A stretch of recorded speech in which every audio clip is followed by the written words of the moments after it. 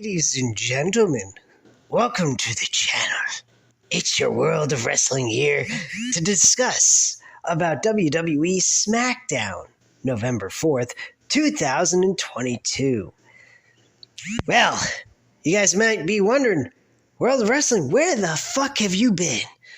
Well, I've been on a wild goose chase and I'm still going to find whatever that may be. I'm just goofing off with you guys. Had a little fun, got a little drunk, all that good stuff on a Friday night. And I watched a little bit of Smackdown, actually not a little bit, the whole fucking shinoodle, and took care of the entire show so I can come right here live with you guys and discuss about WWE Smackdown. Yeah, I know, I sound like I'm Luigi from Super Mario. Anyway,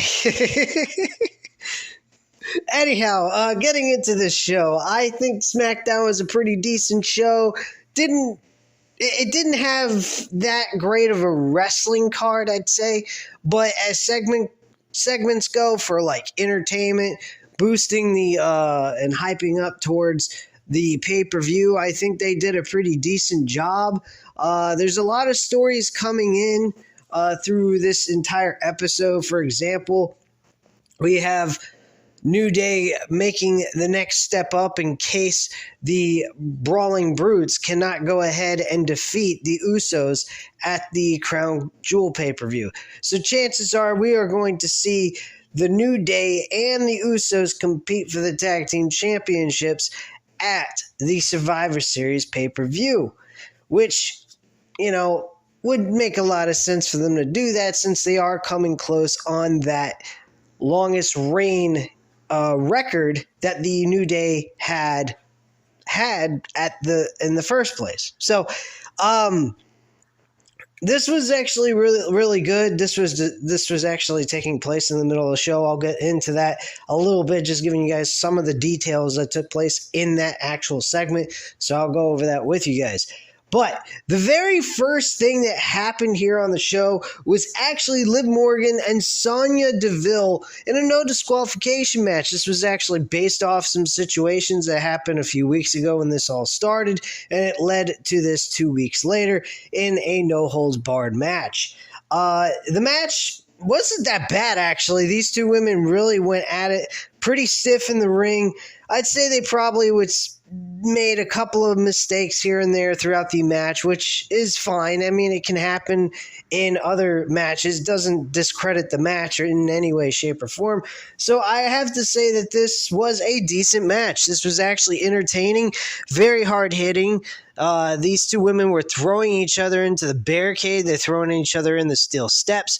I mean, they were all over the place with this match, and they used tables, they used kendo sticks, they pretty much used the whole 9 yards that WWE actually allows these guys to use in an actual match. So overall, this was a pretty good little grudge match. I mean, it would have probably worked better if they could figure out a way of stretching it out, making it more meaningful so that Sonya Deville and Liv Morgan can build off of that and kind of build some momentum back into their name, because currently Liv Morgan is really on a bad trend in a way. Not really like she's losing lots of matches. Outside of the match she lost the championship to Ronda Rousey, she's been on a winning streak. So whatever. I just think that they got to put her in a meaningful storyline at some point within the next couple of weeks going into Survivor Series. That's all I'm trying to say here.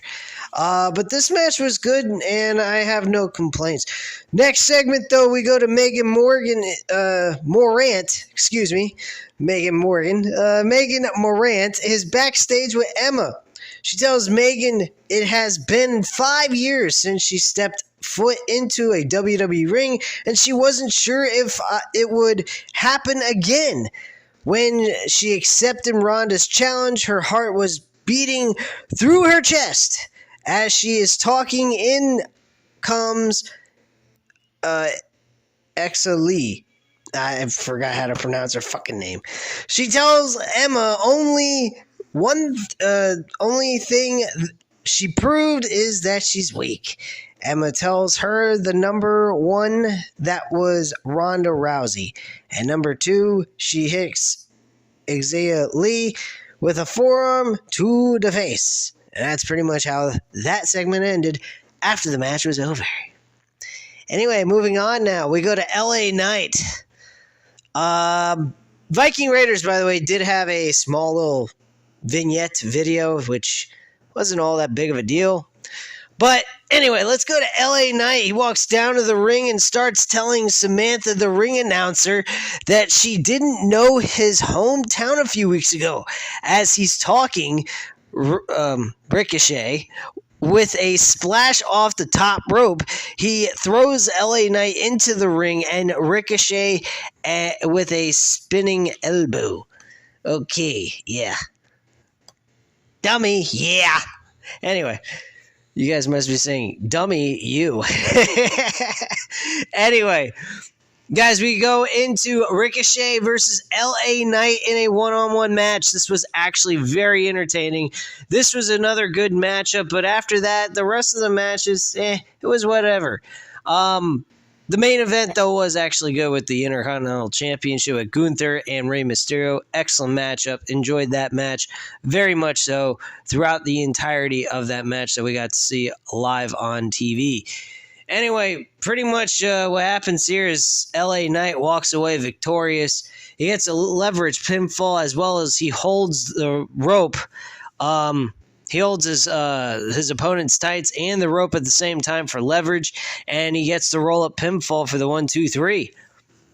The Usos, Solo Sikoa, and Sami Zayn are backstage. Zayn says at Crown Jewel they are going to defend their titles and win. Jay tells Zayn they're going to the ring to tell the Brutes what is going to happen at Crown Jewel. Zayn says they spoke about it, but if he can not do that. But if he can not do that, what? What kind of fucking writing is this damn website showing? Learn how to write, you fucking idiots. There is no reason for him to do that.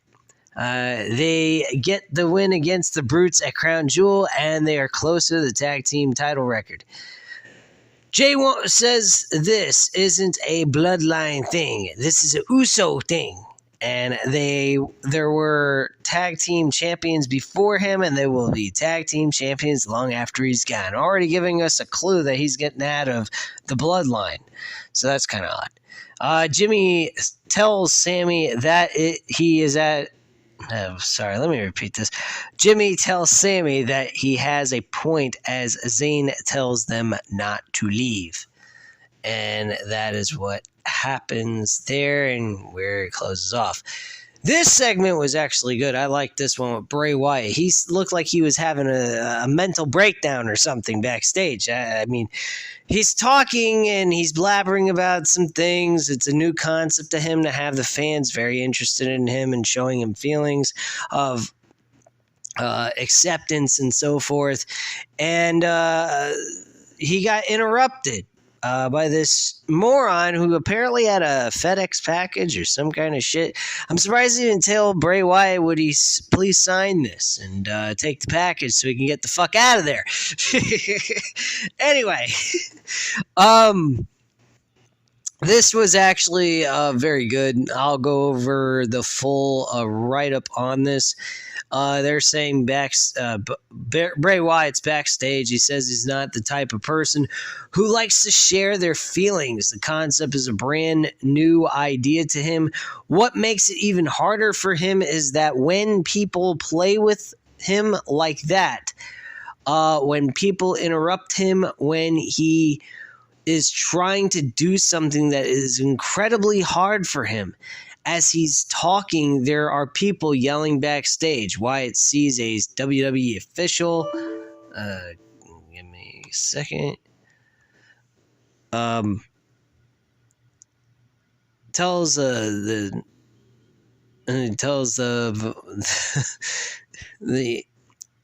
as he's talking, there are people yelling backstage. Wyatt sees a WWE official, and he tells him that while he is trying to do his job, Bray is trying to do his job too. Kind of like I should learn how to do mine. I can't speak. Anyway, guys, let's continue on with the show, shall we? Okay, so we move on from that point with Bray Wyatt being upset with some guy trying to deliver a package that he should have just ran like a bolt out of hell, got the hell out of there before he had a nervous breakdown in front of him. Smart idea, I think. But hey, what am I talking about? I'm just fucked up right now. Just kidding, guys. Anyway, let's move on to the Usos coming out to the ring to make their big announcement about Crown Jewel. Jay says the bloodline is now in your city. Jimmy tells Jay that they are on their way history making, and it starts at Crown Jewel. They are going to be the longest reigning tag team champions ever, Jay says, and starts with the Brawling Brutes. They tell the Brutes that they are the twos and the Usos are the ones. Throw that one up in the air, please. Out come the New Day. Kofi and Xavier Woods tell them to stop. Kofi says if he is being honest, they are rooting for the Brawling Brutes. Woods tells them that if by some bloodline stroke of luck they retain their championships, they need them to understand one thing. And that one thing only is, let's see what they say, guys. When they are on the plane flying back home, and they will have the longest reigning WWE Tag Team Champions ready to protect their record. Kofi says they got next because the New Day rocks. All right. So both tag teams are face-to-face as Ridge and Butch attack the Usos from behind. The Brawling Brutes stomp on Jay and New Day stomp on Jimmy. Out come Solo Sikoa and Sequoia, I should say, or Sequoia, I don't know, and Sami Zayn. They even the odds for the bloodline. Usos go for the Uso splash, but Butch with a shillelagh hits the Usos and Zayn with it. Solo Sikoa hates Butch with the spinning... Hates? You mean hits. Hits, you fucking dipshits! Solo Sikoa hits Butch with the spinning Solo. And we cut backstage and Kayla is with Rey Mysterio. He tells her that he loves competing in WWE. And, hold on, I lost my place. He tells her that he loves competing in WWE. It's part of who he is. It's something he has always shared with his son. He misses his son, and he won't give up on him. He wants to show everyone that even when the worst happens, he has to keep going on. He can still feel Gunther's chop from last week, but the rage he has will help him chop Gunther down and become the new Intercontinental Champion. Oh my gosh, I'm going a little too extreme here, ain't I, guys? Just fucking around tonight, guys. I'm just having a good old time. I hope you're enjoying the review. Moving along here, we get Shayna Baszler against Natalya with Ronda Rousey in her corner. Shayna Baszler wins this match with no problem. Pretty solid to make her look really tough against Natalya. I think that was great. We get MVP in the ring. He says he was pleased when he found out that Braun Strowman would be in action tonight. He says he used his connections to get some opponents for Strowman. He got 5 opponents for him.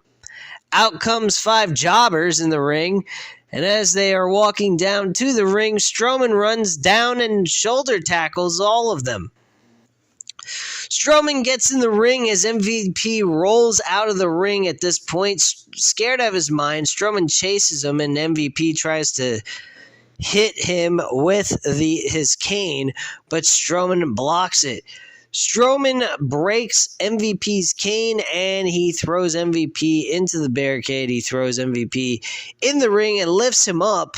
And then Strowman, with a running power slam, ends the segment with another, actually hitting 2 more power slams, and that's how the segment ended on the show. Kaylee is backstage with Gunther and Imperium. Gunther says tonight he will step in the ring and successfully defend his title with dignity, respect, and honor. Rey Mysterio has got no honor.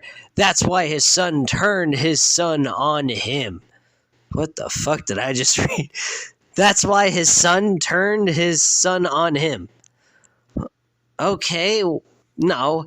I think they mean that's why his son turned on him.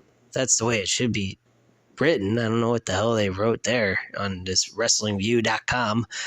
One thing will never change, and that is him being the Intercontinental Champion.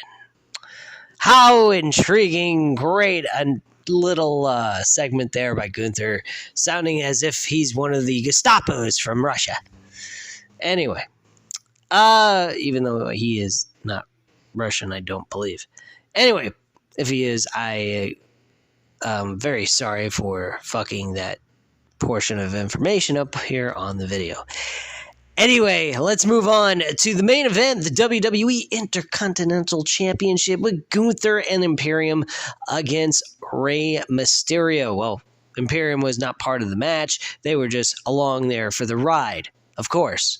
They're always there, along for the ride. Ready to strike at a moment's hesitation. Or something like that. I think I fucked up what I was trying to say there, but you get my point. But yeah, pretty much here, it's, great old-fashioned David versus Goliath stuff going on. Rey Mysterio has always done well with bigger guys. He's the one who started the trend, actually, with the guys in the 5-foot range and whatnot, to have them to actually be interested in wrestling bigger men who are like 6 foot plus feet tall. And he did some great stuff, like Kevin Nash. A lot of people said in WCW that match was very entertaining. They just don't think that they should have removed the mask from Rey Mysterio in WCW back then. But, I mean, he's had some really good matches with some very large men. He had a great match with the Big Show back in 2003. Fortunately, at the end of that match, he was smashed into a post while secured to a stretcher table for, to go in an ambulance. So it was kind of weird. Very weird. Anyway, guys, this main event, like I said, this was actually a very fun matchup, though. I really enjoyed this match. Very solid. The crowd was really into it, especially near the end. It got really exciting. But unfortunately, at the end of the match, Gunther picks up the win with a brutal way to finish it. It pretty much goes ahead. Gunther hits him with the boot to the face, and Rey gets back up, and Gunther with another clothesline, and he goes for a cover and gets the 1, 2, 3. So he did some brutal damage to Rey Mysterio, especially near the end here, and that's how the match ended. This was, again, like I said, this is a good matchup. Overall, there was not a whole lot of mess-ups, and the chemistry between these two guys blended very well, which is, like I said, I mean, Rey Mysterio is very well known of wrestling with bigger men that are and turn out to be really good matches sometimes. So, yeah, I mean, this was a decent show. I really don't have a whole lot of complaints about it. There was some things about it that kind of like, who cares? It's not a big deal. One positive thing I can say about the show, we didn't see any maximum male models. Thank God for that. I mean, jeez Louise, I think if I see that anymore, I'm going to puke. But, personally, I thought this was an excellent show. I liked the fact that we got to see LA Knight. We got to see some other good stars on the show.